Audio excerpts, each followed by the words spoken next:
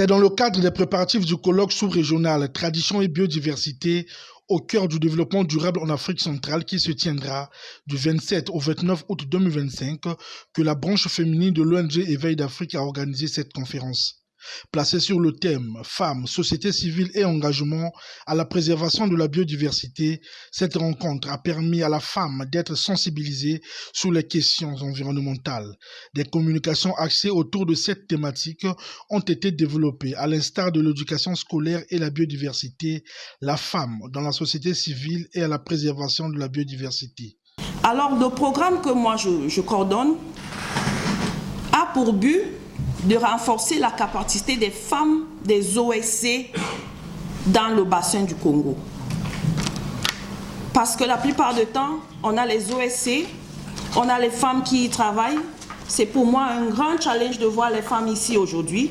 J'aurais bien peut-être eu le cordeau là, qui parle au nom des femmes. Mais voir les femmes qui parlent d'elles-mêmes, qui parlent de ce qu'elles vivent, pour moi c'est un grand challenge.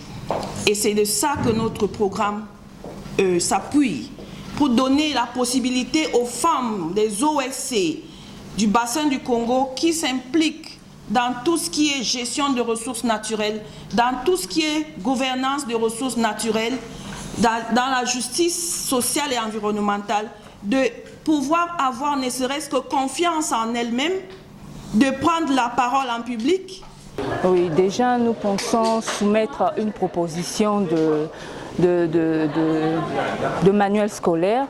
Comme je l'ai dit tout à l'heure, nous allons soumettre acquis de droit, des propositions, comme je dis, qui devront prendre en compte, par exemple, ajouter au manuel scolaire de nos enfants des matières où les enfants comprendront l'environnement, pourquoi il faut que l'environnement soit propre, par exemple, habituer les enfants au recyclage.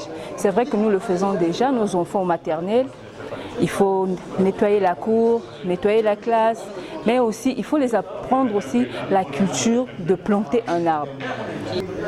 Pour moi, je dirais, en tant que femme genre de l'ONG Éveil d'Afrique, la femme a un rôle très important en ce qui concerne le leadership. Aujourd'hui, on voulait enseigner aux femmes comment être leader, comment être déterminée à faire quelque chose de bien, surtout dans la biodiversité, la préservation et l'environnement. Clôturant les travaux de cette conférence, le coordonnateur de l'ONG Éveil d'Afrique a salué le pragmatisme et l'engagement de ces femmes. En République du Congo, la population est plus féminine. Et nous pensons qu'éduquer une femme, c'est éduquer une nation. La femme est aussi victime du changement climatique et ça, il faut le noter. Vous devrez, mesdames, réfléchir sur le cadre juridique qui va encercler votre engagement. En parlant du code de la famille. Sortez de cette vision étriquée du 8 mars qui vous a longtemps emprisonné dans cette forme de culte du pagne, excusez-moi, de la fête et encore de la bière. Non, la femme vaut mieux que ça. La femme, outre la beauté, l'intelligence, mais c'est la vision, la responsabilité et la détermination. Et peut-être que la solution viendrait des femmes. Peut-être que pour les questions de biodiversité, il faut donc conjuguer l'environnement au féminin. Ce colloque sous-régional axé sur la tradition et la biodiversité mettra en exergue la promotion des valeurs culturelles qui font la fierté du Congo, à l'instar de Kébé-Kébé, Nzobi, Tikumbi, Kouembali.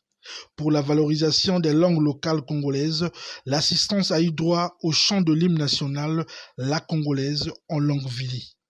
La boisita nyenzenene ya Monica Yolanu aliyanji lumbululo